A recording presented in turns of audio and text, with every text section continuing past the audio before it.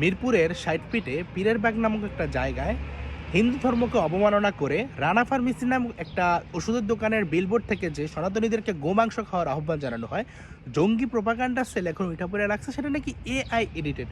অথচ আমরা যখন এটা পোস্ট করছি নিচে কি উদ্বাহ উল্লাস ছিল এদের যে হ্যাঁ এটা ঠিক হয়েছে, কিন্তু এখন যেহেতু চাপে পড়ছে বলতেছে এআই এডিটেড।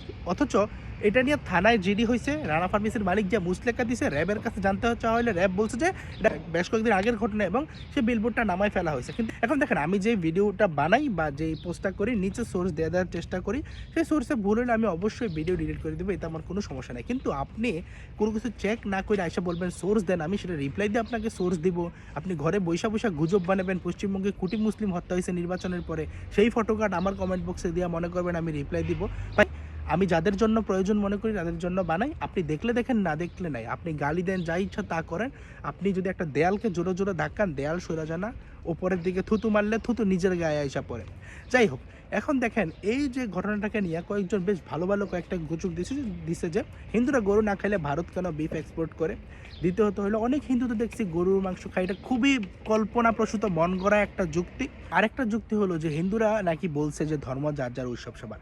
আচ্ছা দেখেন, প্রথমে আসি, ধর্ম যার যার উৎসব সবার যদি হিন্দুরা পূজার আগে বলতো যে ধর্ম যার যার পূজা সবার, আপনারা মুসলিমরা আসুন আমাদের ধর্মীয় অনুষ্ঠানে অংশগ্রহণ করুন, তাইলে আপনি বলতে পারতেন। আপনি তো বলতে পারতেন যে ধর্ম যার যার, ঈদ সবার, ওটুক বলে কাছে। কিন্তু ঈদ তো অনেক কিছু দেওয়া হয়, অনেক হিন্দুরা তার বন্ধুদের বাড়িতে গেছে, তারা কি খাসির মাংস দিয়ে ঈদে খায় নাই? তো আপনি কেন উৎসব পালন করতে হলে গরুর মাংস খাইতে হবে? এটা যে আপনি একটা সম্পূর্ণভাবে উদ্দেশ্য প্রণীতভাবে কটাক্ষ করছেন, এটা বোঝা যায়। হিন্দুদের কোথায় লেখা আছে যে গরুর মাংস খাওয়া যাবে না? ভাই ভাই, হিন্দুদের থেকে বড় হিন্দু হওয়ার আপনার প্রয়োজন নাই। বেদে সুস্পষ্ট লেখা আছে যে গো হত্যা মহাপাপ।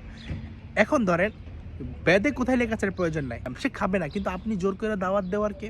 দেখেন, ভারত বিফ এক্সপোর্ট করে, এটা খুবই আশ্চর্যজনক একটা বিষয়।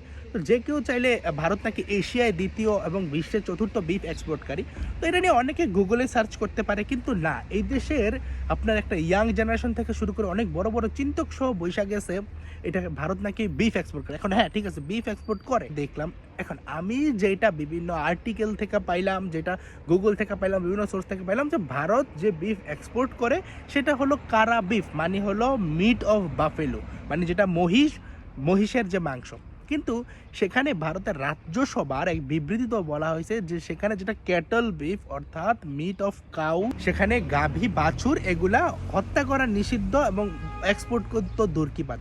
আপনি দেখবেন যে ভারতের বিভিন্ন রাজ্যে মানে গরুদেরকে পরিচর্যার জন্য আপনার ফান্ড করা আছে, যে এই গরুগুলা যখন তাদের মানে জীবন চক্র শেষের দিকে আসে, তারা তখন বিভিন্ন জায়গায় ঘুরে তাদের পরিচর্যার জন্য সুরভির মতো ফাউন্ডেশন আছে, তারা বিভিন্ন ধরনের ফান্ড আছে সরকার থেকে।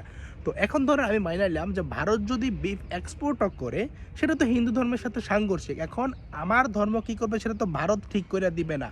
আরও অনেকজন মানুষ বলছে এটা নাকি ভারতে কোরবানি নিষিদ্ধ হয়েছে, এই কারণে বিলবোর্ডটা লাগাইছে, যদিও বিলবোর্ডটা আরও গত 1 বছর আগের প্রায়। কারণ কথাটা যে ভাই, ভারতে কোথায় কোরবানি নিষিদ্ধ হয়েছে সেটা তো আমরা জানাম না। তো ধরেন আমি মাইনা নিলাম যে হ্যাঁ দেওয়া নিষেধ করছে, তাইলে এবার আপনি পয়েন্টে আসেন।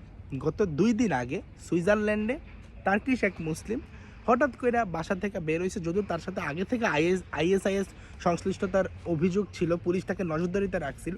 সে হঠাৎ করে বাইরে এসে পকেট থেকে ছুরি বাইক করে আল্লাহু আকবার বইলা 4-5 জন খ্রিস্টানকে স্ট্যাপ করে দিছে। তাহলে এখন কি উচিত যে যে ইউরোপিয়ান ইউনিয়নের যে খ্রিস্টান দেশগুলো আছে সেগুলো মিলে একটা টার্গেটেড একটা পিটাপিটি চালানো মুসলিমদের উপর, এটা কি কখনো উচিত হইব?